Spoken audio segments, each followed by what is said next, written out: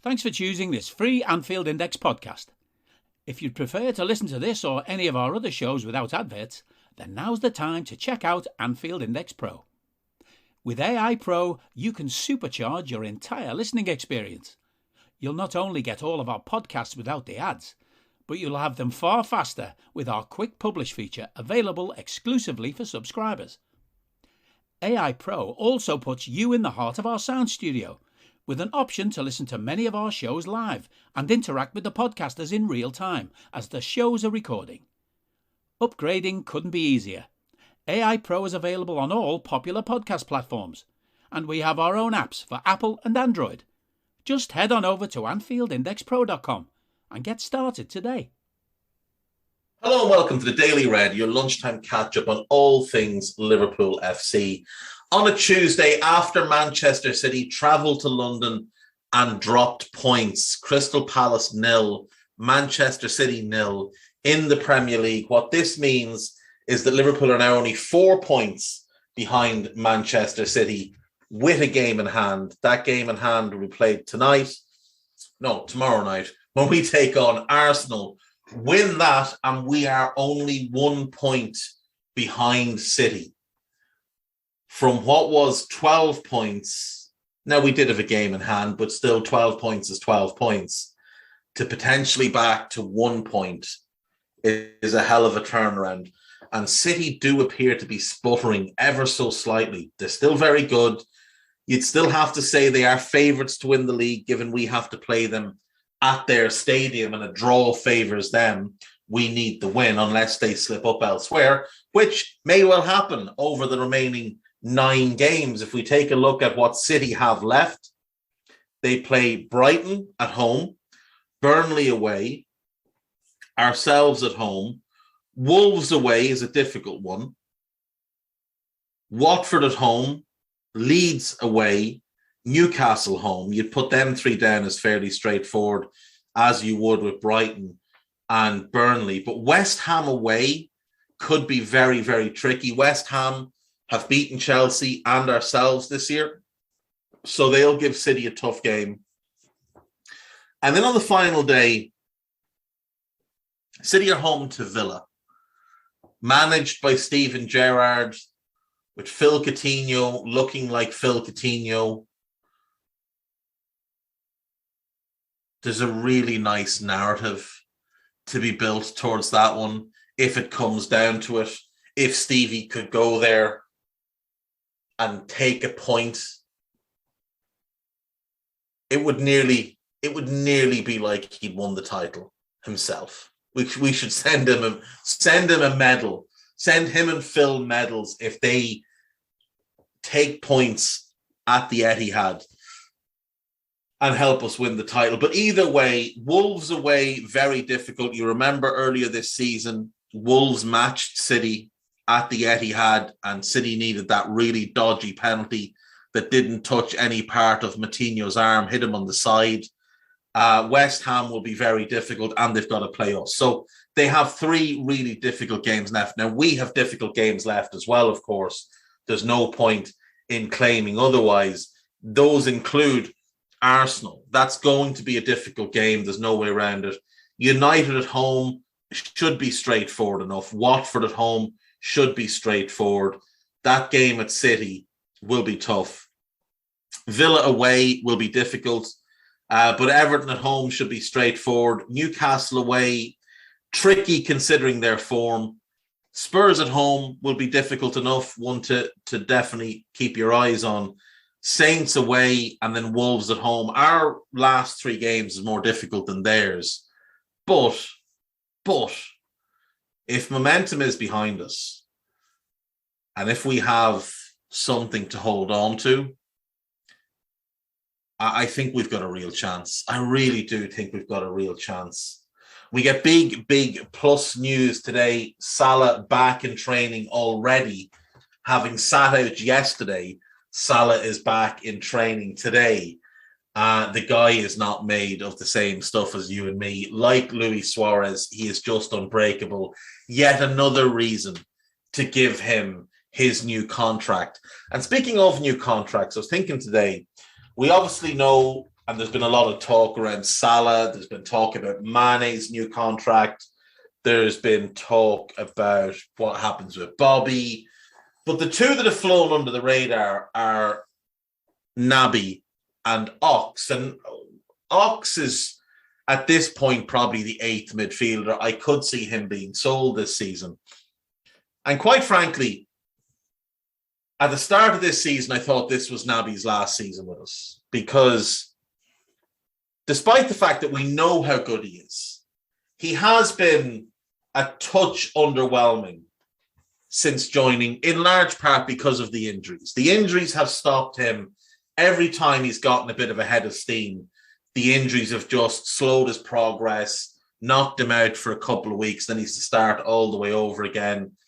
The club have obviously done a very, very good job at trying to rebuild him, trying to work those injury habits out of his body.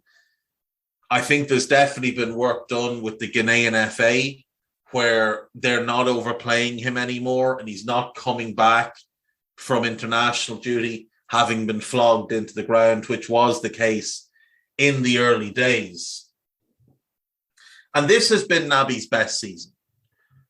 He had a decent first season and a decent second season. And obviously we won a European Cup and a Champions League in those seasons, so that was nice.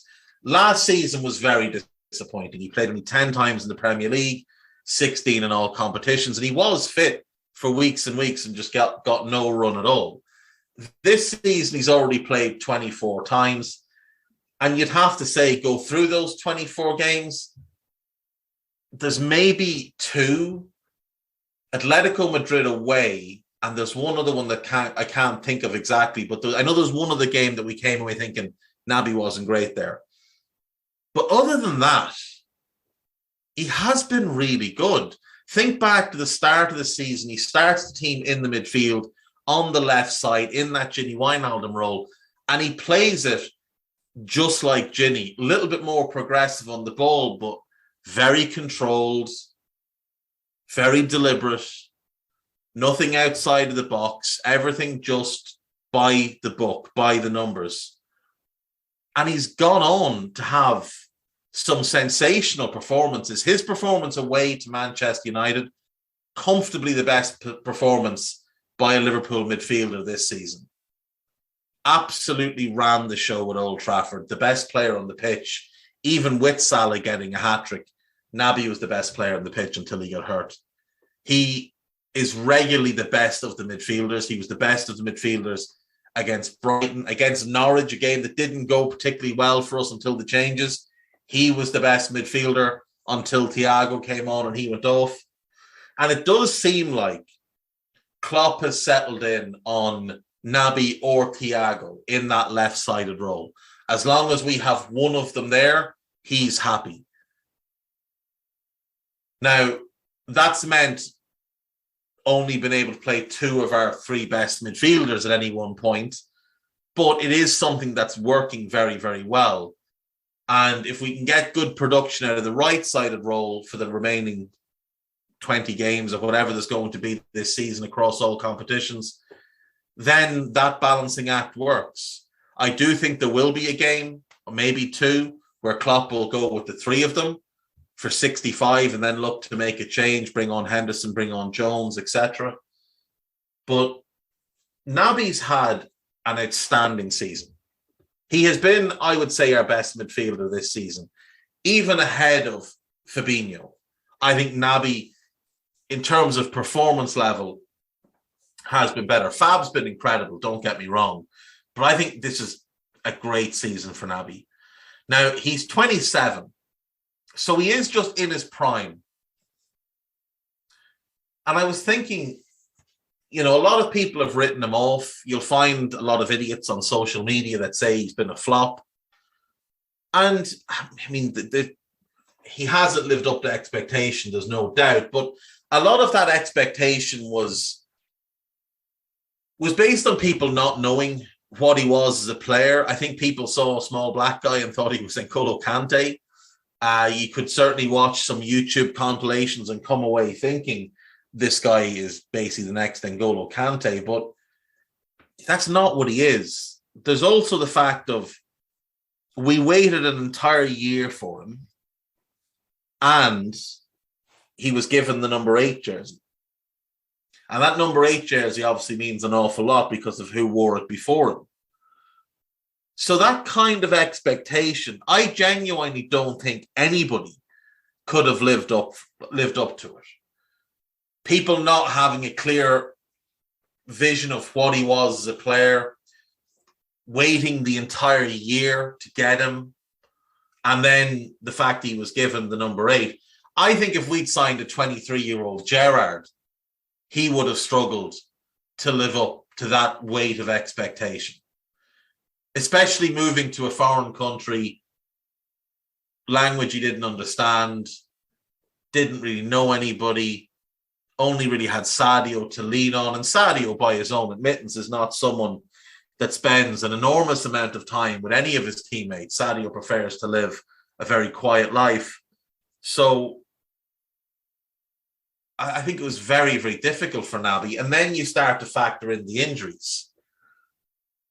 And that first injury he got, the first really bad one away to Barcelona, remember, Jordan Henderson was dropped for that game because Naby had taken his place in the team. Naby had worked his way into the starting 11 and was playing really well. And him and Fabinho were really starting to establish a rhythm in midfield together.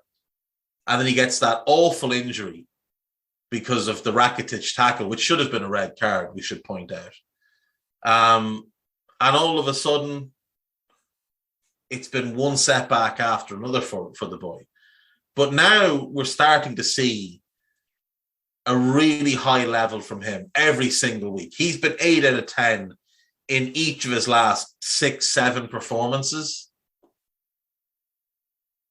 And I think he has to get a new deal.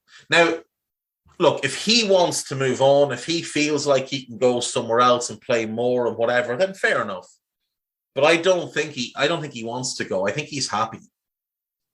And I think if we can keep Naby fit the way we have, and Thiago fit the way we have mostly, and rotate the two of them, that's a really, really special level you have in that one position, in that left-sided midfield role.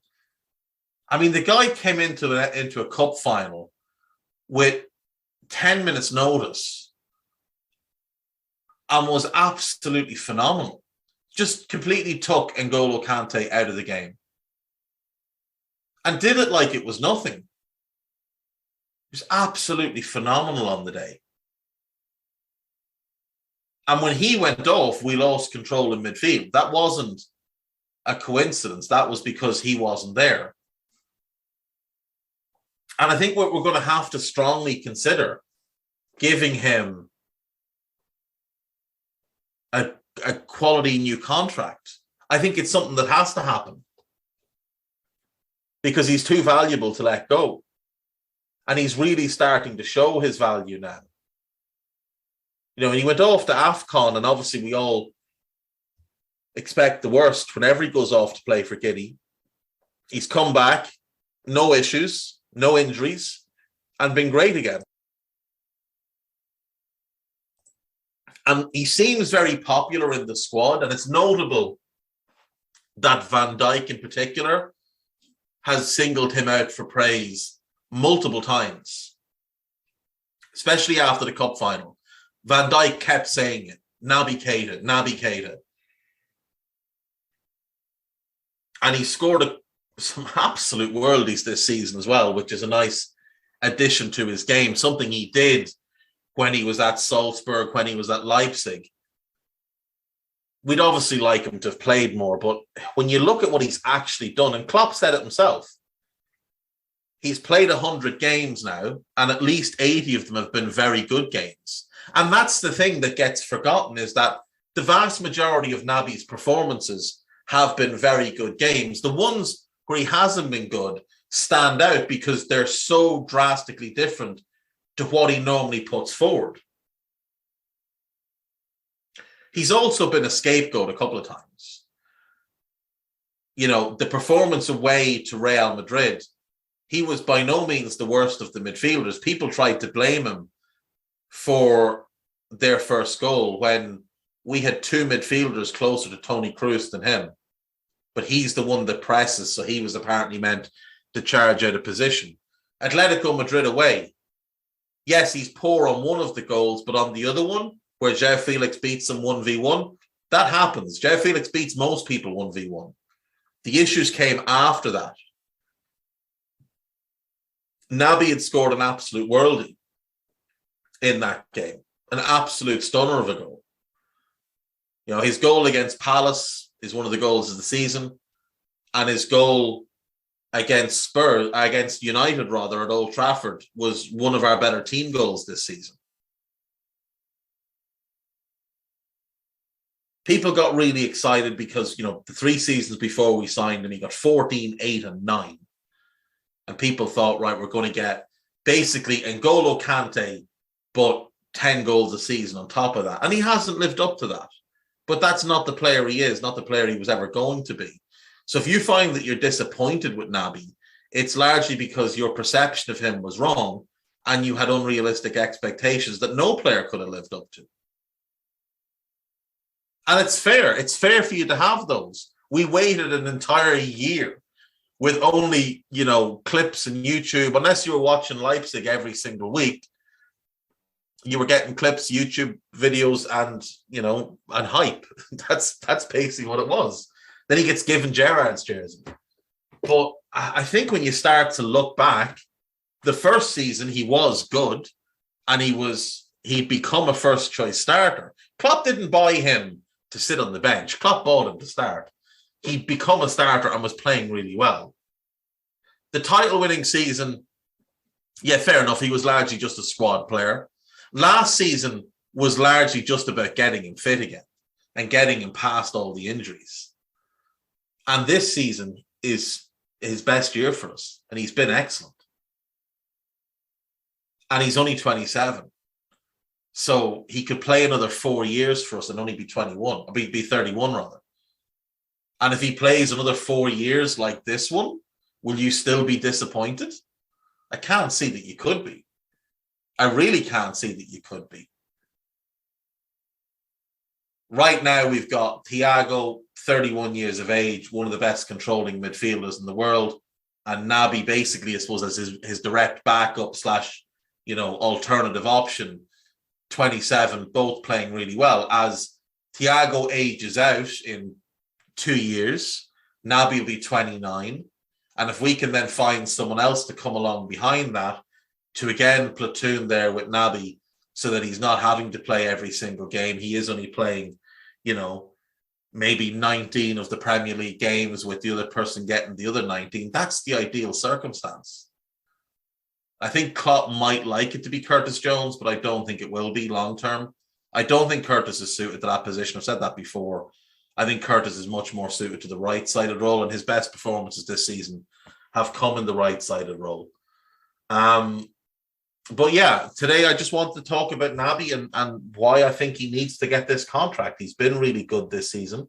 We look a better team with him or Thiago on the pitch, and it can't always be Thiago because of his injury problems. So if it's not him, you want Naby there. We haven't lost a Premier League game this season when Naby or Thiago have played there. We've been phenomenally good when it's either of them. Once it's Fabinho plus one of them, we win games. Simple as that. We win games. As long as we have one of them in that left-sided role, we're in really good shape. And that's why I think you have to do the extension. And the great thing is, having this platoon situation where they play half the games each could extend Thiago another year or two beyond. So we might be able to keep him that little bit longer because the way he plays is not going to decline. He's so intelligent. He's so far ahead of everybody else in terms of how he sees the game that he'll easily play till 35, 36. It's just going to be about managing his fitness And Naby's the perfect alternative to allow that to happen. Give Naby Keita a new contract. That's all I have to say. Let's jump around the main Liverpool sites. Klopp has given a press conference. 6 key things from Jurgen Klopp's press conference put together by Joanna Durkin on This Is Anfield. Salah looks likely to play. Costa Tsimikas and James Milner are out with illness, but Ibu is back, Bobby is back, and Salah is back. So we are in very, very good shape. Klopp was asked about Rami Abbas Issa's tweet with the emojis, and Klopp was asked about it. He said, "I'm not on Twitter." Another good reason for that. He's in a good mood, but I spoke about that, and actually I shouldn't have.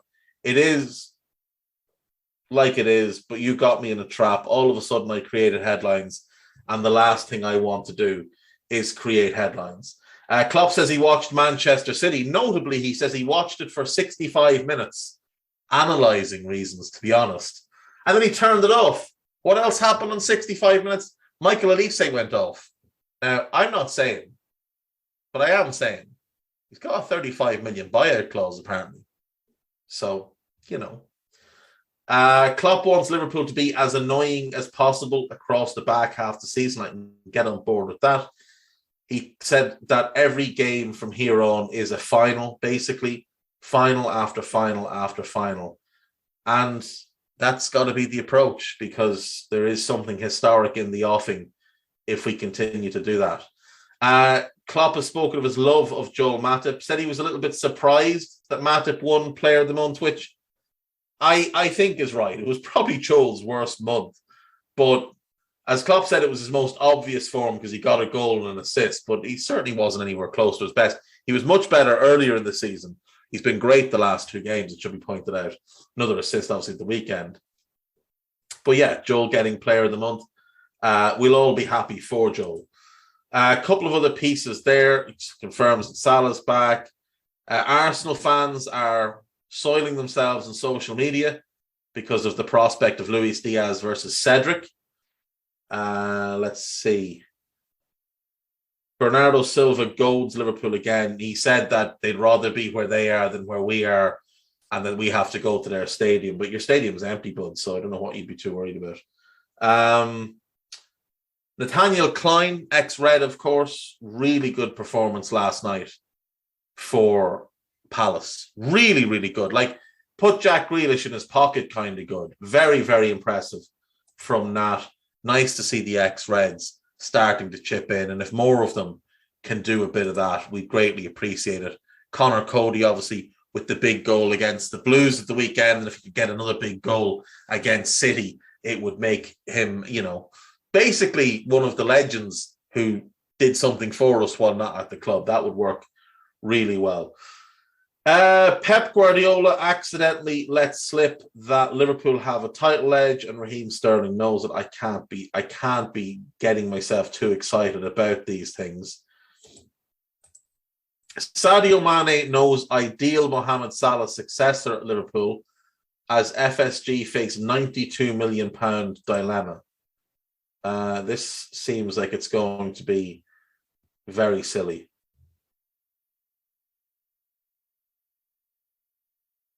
Kylian Mbappe. Jesus wept. Liverpool told 15-week deadline for 42 million Barcelona transfer as Mohamed Salah sends new message. This is once again about Gavi.